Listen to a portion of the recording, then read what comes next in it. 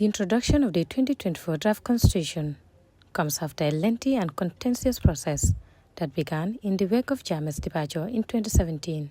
Gambians have long awaited a new constitutional framework that would enshrine democratic principles and prevent the kind of authoritarian rule experienced under Jammeh. The 2020 draft constitution was initially seen as a beacon of hope and widely consultative, but was ultimately rejected by the Fifth Legislature during its second reading, leaving many citizens disappointed. Following the first reading on December 23, 2024, the Minister of Justice, Dawda A, Jallow, on Monday, 7 July 2025, presented a motion for the second reading of the draft bill, which is in line with standing orders of the National Assembly. Bill has ever been presented before this Assembly that is perfect, and there will be no bill that may be presented in the future that will also be perfect. This is not a flaw in our system. It is a fundamental feature of democratic lawmaking. The Constitution itself acknowledges this reality by providing mechanisms for amendments and reviews. Even the United States Constitution, revered worldwide, has been amended 27 times since its adoption. The 1997 Constitution that currently governs us has undergone numerous amendments to meet evolving needs. Perfection is not the standard we seek. Progress is. The process of lawmaking is fundamentally about consensus building, which does not mean unanimity all the time. Your standing orders deliberately provided for multiple stages precisely to allow for the refinement and improvement of legislations through dialogue and compromise. If you pass this bill at the second reading, it will proceed to consideration stage where the real work of negotiation and adjustments takes place.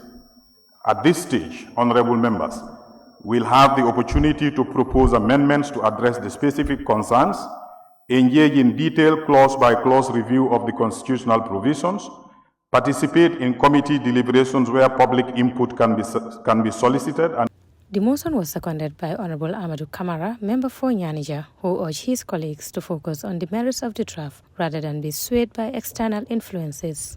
And now what I am seeing is people going on social media saying whatever that they want to say. We need our 2020 draft. Who will present a bill before Parliament in the same format and it's rejected here in Parliament? You want to bring it in the same format? Then it means you are not doing anything. You are not doing anything.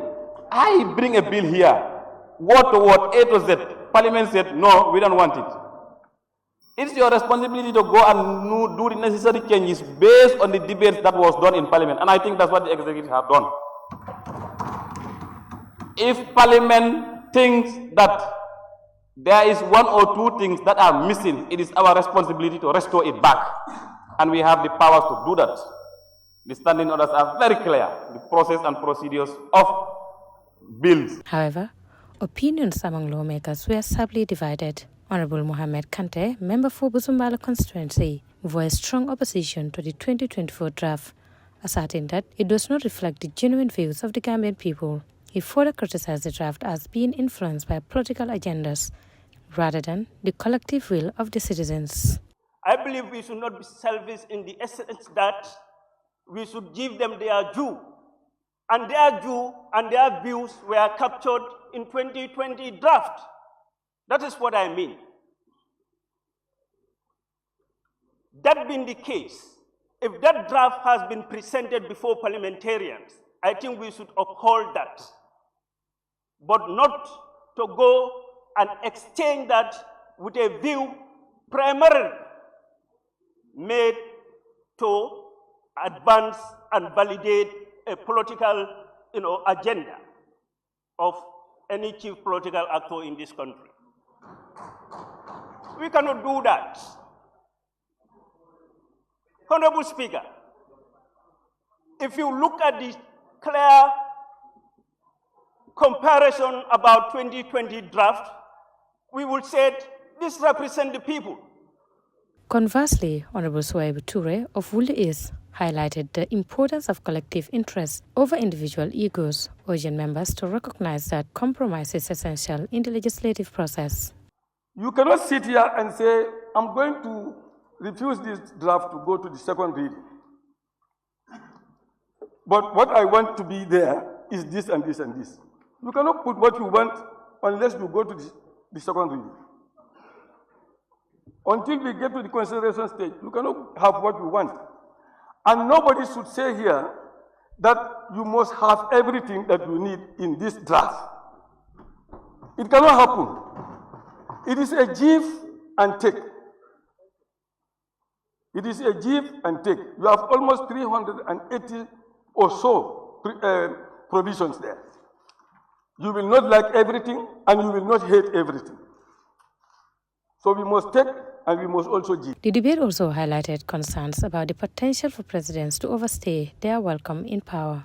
Honorable Bakari Kora, member for Upper Fladu, stressed that supporting the draft is crucial for establishing term limits and democratic safeguards. The 1997 Constitution is outdated and no longer meets the needs of a rapid evolving society.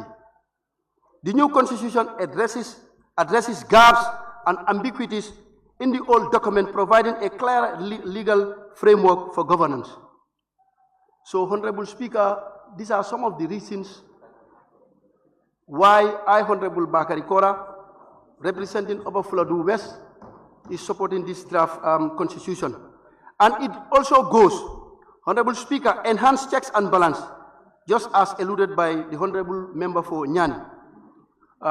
We state the new constitution strengthens the separation of powers between the executive, legislature, and judiciary, ensuring that no single branch becomes too powerful. Introduces mechanism for greater accountability, such as the recall of members of the parliament and stricter impeachment procedures for the president. So these are good practices. And decentralization of power, which is very, very important. Meanwhile, Honorable Kebati Sane Namfafoni Jarol expressed a strong opposition to the proposed changes, indicating that the draft constitution will be put to rest permanently. We cannot write a constitution for the interest of one person. The constitution must be written to serve every Gambian, and it must be written to protect the interests of Gambians. It must be written to protect the resources of the Gambians. Not when a government is there, we write for a government. When that government leaves, we go and look for money again for funding, to borrow millions, to come and then prepare another constitution for another government. This is what is happening. Our problem is not the constitution, and even if you beg here, we will bury the constitution here today. Other lawmakers, including the Namfabundu Kakunda, Honorable Suleiman Jammeh, added his voice to the debate. Whatever decision also we do, we are not perfect, whether it's good or bad. Know that it will affect our people one way or the other. So this is why I am happy that the Honorable Minister mentioned it, that we need to dialogue, we need to compromise, because there is no document. These are documents that is written by human beings. So that shouldn't make us, we should not tie ourselves, and we shouldn't tie ourselves to an extent we don't want to untie. We can always untie ourselves when we get to the consideration stage. Because I know there are so many people who really, participated or contributed to ensure that at least we come to this, we have this draft constitution of 2024. As discussions unfold, many Gambians are closely watching the proceedings, hoping for a constitution that truly represents their aspirations for democracy and good governance. However, in 2020, these hopes were shattered when the National Assembly rejected the draft Constitution Promulgation Bill 2020 during its second reading, leaving the country still governed by the 1997 Constitution. The path to a new constitution remains fraught with challenges, but the voices of the Gambian people continue to resonate in the halls of power, reflecting a nation determined to shape its own future. The proposed legislation aims to promulgate the Constitution of the Republic of the Gambia and repeal the 1997 Constitution. At the time of recording this story, debate was still on. Maria Madem, reporting for Saturday News.